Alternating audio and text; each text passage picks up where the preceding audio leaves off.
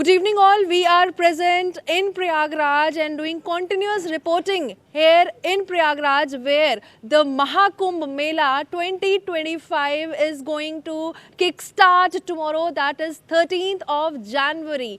And everyone, in fact the devotees here are full on in enthusiastic mood, and everyone, yesterday also we noticed that approx 25,000 people took holy dip here, and today also we are noticing that the whole Prayag Nagari is glowing, whole Prayag Nagari is singing. So we are currently here present at the Akhada where you can see we are having mostly devotees here, also the devotees and all the priests here who are coming from all over every part. And currently we are present, we have with us Peetadishwar Atal Akhada Swami Vishwasmanand Maharaj Ji with us. Let's have a talk and we will know there is a drastic change as far as the previous kumbhs are concerned. What are the religious things and how, what is the religious timing here, everything. So what next is, we'll have a word with Maharaj Ji. महाराज जी, कल से जिस तरीके से जो स्नान है, अमृत स्नान है, वो स्टार्ट हो रहा है, अगर मैं बात करूं, क्योंकि आप लोग बहुत डीपली जुड़े हुए हैं प्रयागराज से, महाकुंभ से, तो इस बार कितना अच्छा लग रहा है, कितना भव्य नज़ारा इस बार लग रहा है। सरकारें भी निरंतर एक्टिव है कुंभ को एक नई पहचान देने के लिए। देखिए, पहले के समय से बहुत सी चीज़ें बेहतर हुई हैं, इम्प्रूवमेंट हुई है, और सरकारें भी पहले की अपेक्षा और अधिक प्रयास कर रही हैं कि पूरे विश्व के अंदर मेले का एक जो स्वरूप है वो एक भव्य स्वरूप में दर्शाया जाए, प्रकट किया जाए। और इस अवसर पर अब कल से ही क्या होता है कि जब स्नान होते हैं, जो उस समय जो नज़दीक के जो संक्रांति, पूर्णिमा पर्व होते हैं, उनमें और पुण्य कर्म करने की विशेषता, उनका फल विशेष हो जाता है। इसलिए कल भी पंजाब, जम्मू कश्मीर, हिमाचल इत्यादि इधर सब लोहड़ी का, राजस्थान जो त्यौहार माना जाता है, तो इस अवसर पर भी लोग बहुत इच्छुक होकर के, जिज्ञासु होकर के, आज मैंने मेले में देखा कि एक बहुत भव्य भीड़ के रूप में एक मतलब कि कोई अनएक्सेप्ट है कि इतनी भीड़ आएगी। इस पर हमें भी अपने शिविर में इतना नहीं था कि अभी इतने लोग आएंगे, 29 में तो आ देंगे स्नान पर, लेकिन इतने भव्य मेले के अंदर बहुत अधिक गैदरिंग हो चुकी है। मेरा ख्याल कल और परसों के दिन तक बहुत संख्या के अंदर मेले में लोग जो है पहुंच जाएंगे। अभी भी महाराज जी, इस बार कुछ तारीखें सेट की गई हैं स्नान को लेकर के, उन तारीखों पर स्नान का अपना अलग ही महत्व होगा। हम चाहेंगे एक बार आप अपनी वाणी के ज़रिए दर्शकों को उन स्नान का, उन पर्टिकुलर तारीखों पर स्नान का महत्व भी बताएं। देखो, पहले तो ये संक्रांति का पर्व होता है। संक्रांति के पर्व पर विशेष जो है दान, पुण्य, स्नान, यज्ञ, याग, हवन इत्यादि का लाभ होता है, फल होता है, क्योंकि ये हमारे शास्त्रों का निचोड़ है। इसीलिए संक्रांति के अवसर पर तो 14 तारीख को हमारा जैसे अटल अखाड़े का स्नान है, सुबह 5 बजे से प्रारंभ होगा। इसी प्रकार से पूजा, स्नान, दान, धर्म लोग जो है संक्रांति को करेंगे। कल भी लोहड़ी के अवसर पर भी बहुत लोग जो हैं लोहड़ी का त्यौहार बनाएंगे, अपना पूजा पाठ, पुण्य, दान इत्यादि करेंगे। उसके बाद में पूर्णिमा का भी स्नान है, क्योंकि हमारे जो संक्रांति और पूर्णिमा, संक्रांति होती है जो है सबके लिए, पूर्णिमा भी होती है देवों के लिए, तो ये दैविक स्नान है।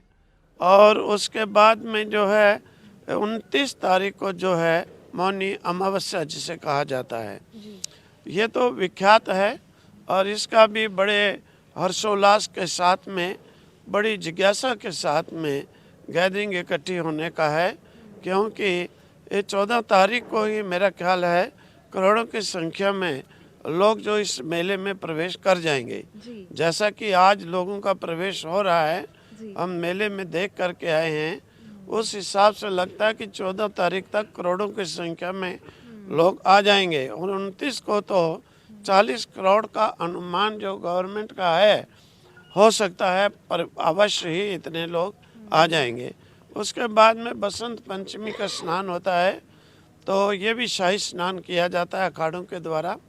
इस अवसर पर भी पब्लिक जो है बहुत दर्शन करने के लिए पवित्र नागा लोक तपस्वियों का और शाही स्नान का दर्शन करने के लिए जी पधारते हैं। जी उसके बाद शिवरात्रि तक ये जो है कुंभ मेले का सरकार की ओर से जैसा है वो आयोजन चलेगा। For your beautiful words, Maharaj ji. We have some more saints with us. Let's have a word with them as well. Maharaj ji, सनातनों को जोड़ने का, सभी सनातनियों को जोड़ने का भी एक ये अहम पर्व है। सरकार हर एक स्टेप उठा रही है ताकि भूतो न भविष्यति जैसा ये इवेंट होने जा रहा है, पर्व है जो इतिहास के पन्नों में भी लिखा जाएगा। तो आपसे जानना चाहूँगी एक बार कि आपको इस पर क्या लगता है, क्या आपके राय और मशवरा है? देखिए, ये सनातन का महापर्व है और इस पर्व पे ये बहुत धूमधाम से मनाया गया है और गवर्नमेंट की तरफ से भी बहुत सुंदर व्यवस्था है। हम लोग सब प्रसन्न हैं और बहुत बढ़िया होगा। कब से आप लोग ये तपस्या कर रहे हैं? क्योंकि आप लोग की तपस्या भी बहुत आसान नहीं होती है। हम लोग स्वामी जी के साथ में 40 साल से है। क्या बात? और ये देख रहे हैं हम लोग कि ये 40 साल में हमारा जो अनुभव है, इस साल में और कुछ उसका बहुत ही कुछ दिखाई दे रहा है। और संतों में भी बड़ा उत्साह है, साधु में भी बड़ा उत्साह है, हमारे भक्तों में भी बड़ा उत्साह है और गवर्नमेंट भी बहुत अच्छी व्यवस्था कर रही है। जी महाराज जी, एक बार आपके पास मैं दोबारा आना चाहूँगी। आपने कहा, जिस तरीके से सबने बताया कि ये तपस्या आपकी 40 साल से चल रही है, आसान नहीं होता है। क्या क्या और चीज़ें सामने आई? क्या वो भाव आया आपके दिमाग में कि आपको लगा कि अब इस ओर चलते हैं? एक्चुअली जो है ये महात्मा जी जैसे कह रहे हैं, ये हमारे पास जी मेरे ख्याल 8 साल के 10 साल के थे तब आए थे। जी तो 40 वर्ष से ये हैं। हम 34 इयर्स जो है, ये जो सभी देख रहे हैं आप मंडली, बहुत से महात्मा हैं इसमें जो पूरे भारत में पैदल चले हैं। 34 इयर्स हम पैदल चले हैं और ये सभी महात्माओं के साथ में। जी तो इसमें जो है पहले की अपेक्षा, जी क्योंकि पहले इतना जो है इम्प्रूव करने के लिए साधन नहीं हुआ करते थे। बिल्कुल। जैसे आज जेसीबियाँ लग रही हैं, खड्डे निकाल रहे हैं, पावर प्लांट लग रही हैं और भी बहुत से साधन, ये नहीं हुआ करते थे उस समय। उस समय थोड़ी सी प्रॉब्लम थी, लेकिन लोग इतने श्रद्धालु, इतने जिज्ञासु होते थे कि बहुत अच्छे प्रकार से मेहनत करके, सेवा करके इस कुंभ को भव्य रूप दिया करते थे। आज बहुत साधन हो गए हैं और बहुत अच्छी बात है कि गवर्नमेंट इनको यूज़ करे, अच्छे से यूज़ करे कि सब लोगों को सुविधा हो सके। Well, government is also taking each and every step to make this event a grand one. We have some devotees with us who are covering Mahakumbh from, in fact, all over the world. As we saw, Harvard University is also doing a research study in this Mahakumbh, and from every part of India and every part of world, devotees are gathered here. आप लोग से जानना चाहेंगे कहाँ से आए हैं आप सब? I'm basically from Mumbai. I'm by profession a doctor. I'm a gynecologist, but I'm staying in ashram from past 15 years with Guruji, and I'm staying in Jammu Kashmir with my Guruji from past 15 years over here. From 25 years, I've been linked with my Guruji. Okay. Almost. So, ma'am, how was the experience? Now, you are clearly stating that from past 15 years, you have been coming here. So, I just want to know what are the drastic changes you are feeling here? Because in words, words are not enough to describe what Mahakumbh actually is. As Guruji has already said that now the facilities has been increased and Sukh Suvidhaon के जो प्रयोजन है वो सब बढ़ चुके हैं. Now with the media we are able to enclose the whole world in fact together, and the government is also supporting us in all and through, and that's why this Kumbh is bhavya and divya, and really it is very nice. We are all very very enthusiastic to enjoy this. Well, absolutely, this Kumbh is obviously a bhavya and divyan. Ma'am, कहाँ से है आप? मैं सुंदरबनी आश्रम में ही रहती हूँ जी और स्वामी जी से मेरे से 31 ईयर्स हुए मैं जुड़ी हुई हूँ. जी. तो स्वामी जी की छत्र छाया में हमारा ये तीसरा कुंभ है. अच्छा. हाँ, उनके सानिध्य में रह के. और जो कुंभ की महिमा है तो मैं ये कहूँगी अमृत तो 12 साल में एक ही 3-4 साल में एक बार टपकता है. जी, जी, पर जी. संत महात्मा तो अमृत हर दिन बरसा रहे हैं और सबको बात है.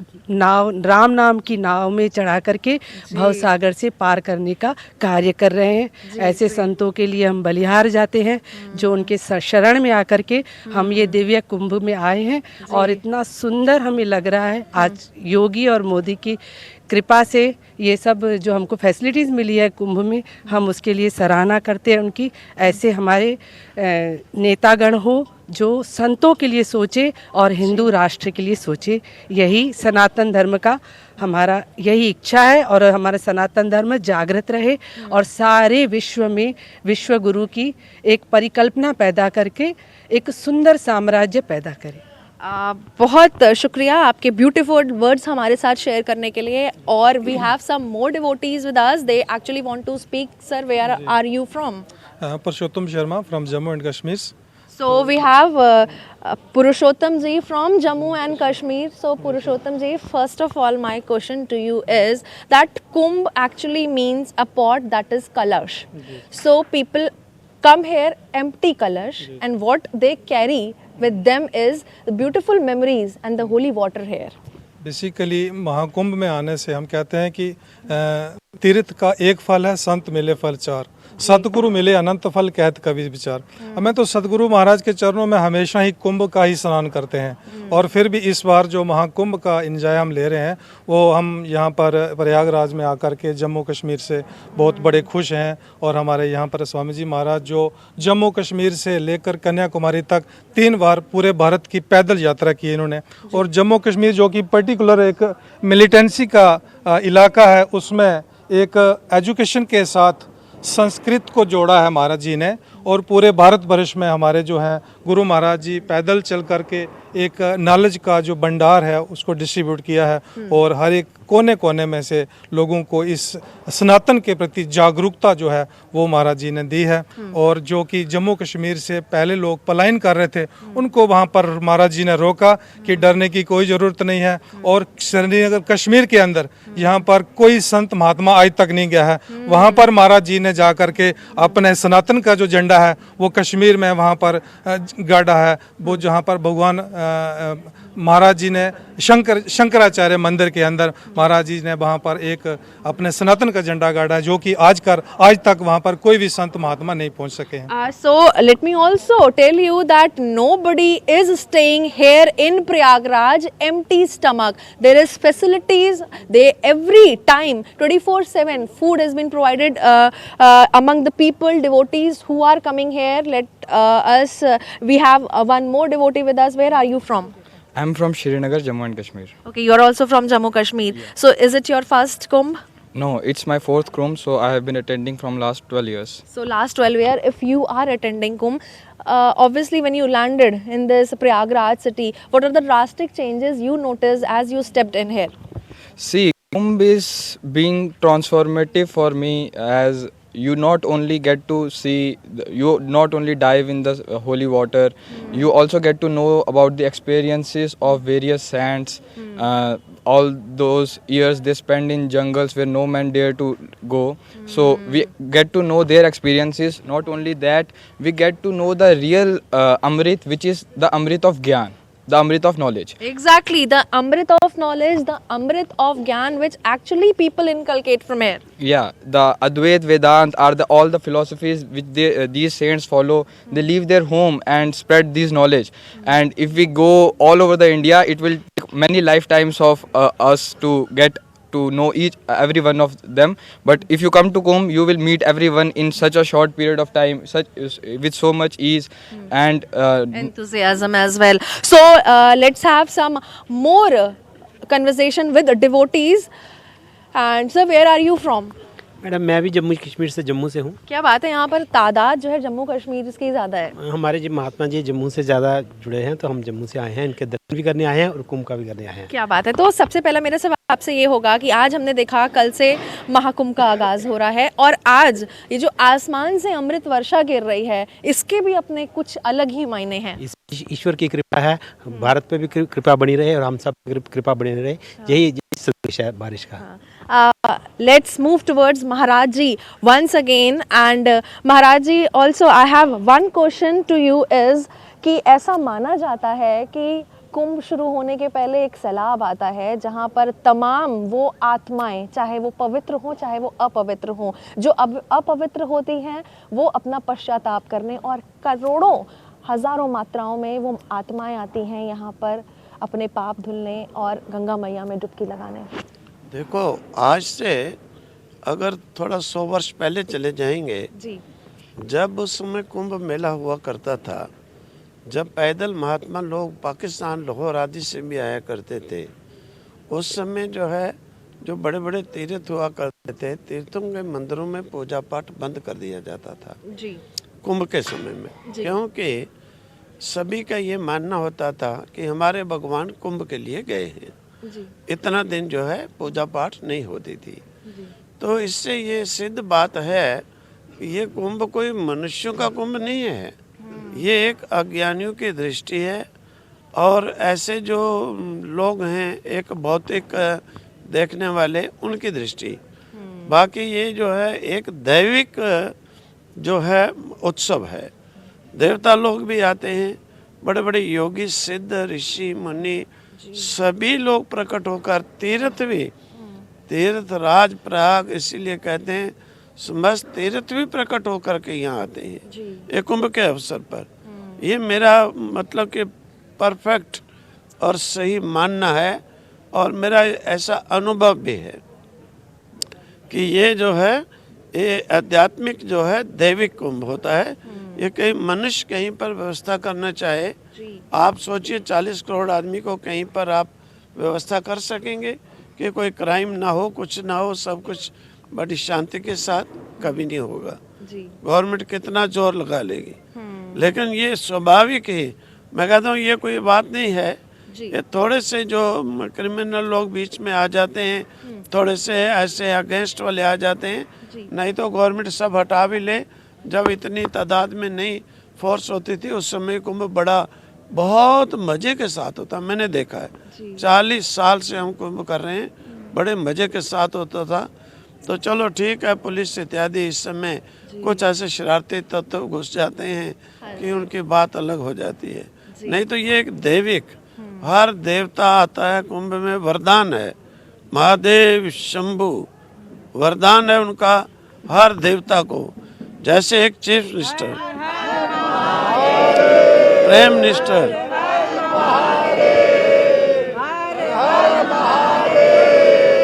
तो इस प्रकार से ये दैविक है।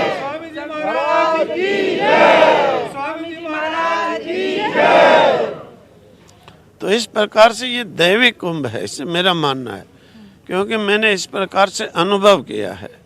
तो इसीलिए ये लोगों की, अज्ञानियों की दृष्टि में, या दूसरे जो पापी व्यक्ति होते हैं उनकी दृष्टि इतनी बन नहीं सकती है, अभी उनकी दृष्टि अलग हो जाती है लोगों की, लेकिन हमारी लोगों की नहीं। हम तो हर एक को देवता मानते हैं जो कुंभ में भी आता है, क्योंकि भगवान शंकर ने, देखो एक छोटा सा मैं बताता हूँ, माता पार्वती ने उनसे प्रश्न किया कि महादेव जी आप कहते हो कुंभ में जो भी आते हैं सब अपने पाप धो लेते हैं, तो ऐसे कैसे है? सारी जिंदगी पाप किए और धो लिए। महादेव जी ने कहा मैं अभी दिखा देता हूँ। तो क्या हुआ, महादेव देखो दर्शन देते हैं जब निष्पाप होता है व्यक्ति, निष्पाप। जब तक पाप है तब तक भगवान के दर्शन नहीं हो पाते। बिल्कुल ठीक बात है। हाँ, तो निष्पाप को ही दर्शन होते हैं जी। तो क्योंकि अंतःकरण जब शुद्ध होता है तभी दर्शन, तो महादेव जी ने एक कोड़े का रूप बना लिया, एक कोड़ी पुरुष भीख मंगे की तरह, सारे शरीर में फोड़े पिंसी, माता पार्वती का सुंदर स्वरूप। और वो कहने लगे देखो पार्वती मुझे क्रोध पड़ गया है, मुझे इस संगम के स्नान से, जल से स्नान कराओ, शायद मैं ठीक हो जाऊं। माता पार्वती लेकर के आती हैं जल, स्नान कराती हैं। एक शायद उसने कहा हेलो तुम कौन हो, ये कौन है? माता पार्वती ने कहा, जैसे कल के लोग होते हैं, माता पार्वती ने कहा मेरे पति हैं और मैं इनकी पत्नी हूँ, मेरे पति को कोढ़ पड़ गया है, मैं स्नान करा रही हूँ कि ये ठीक हो जाए। उसने कहा अरे पागल हो तुम, हूँ मेरी पत्नी, आनंद लोगी, सुख भोगोगी, ये कोड़े के क्या करोगी, चलो मेरे साथ चलो। माता पार्वती ने कहा अच्छा तुम चले जाओ, मुझे मत जाओ। माता पार्वती ने कहा देव जी देखा, मुझे जगत जननी पार्वती को पति बनाना चाहता है, इतना दुष्ट, इतना पापी, इतना मूर्ख। माता पार्वती ने जब कहा, महादेव जी कहते पार्वती ये सब के पाप ले जा रहा है।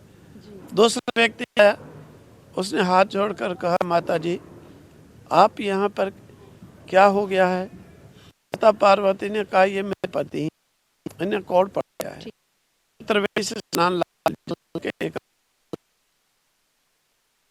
महाराज माता जी मुझे हाथ जोड़ के प्रार्थना है, मुझे दीजिए कलश, मैं लाता हूँ। आप अपने पति के कोढ़ पर बैठी हुई थोड़े पिंसियों पर मछली को मैं लाकर देता हूँ, आप स्नान कराइए। लाकर स्नान कराया, माता पार्वती जी के चरण छुए, मुझे माता जी क्षमा करना कोई गलती हो। महादेव जी ने उसी समय त्रिशूल, डमरू, त्रिनेत्र धारी होकर खड़े होकर उस भक्त को दर्शन दिया। माता पार्वती ने कहा ऐसे भक्तों को निष्पाप हो जाते हैं, ये पाप धो जाते हैं और पहले वाले पाप लेके जाते हैं। So we are listening more prompting stories from Maharaj here at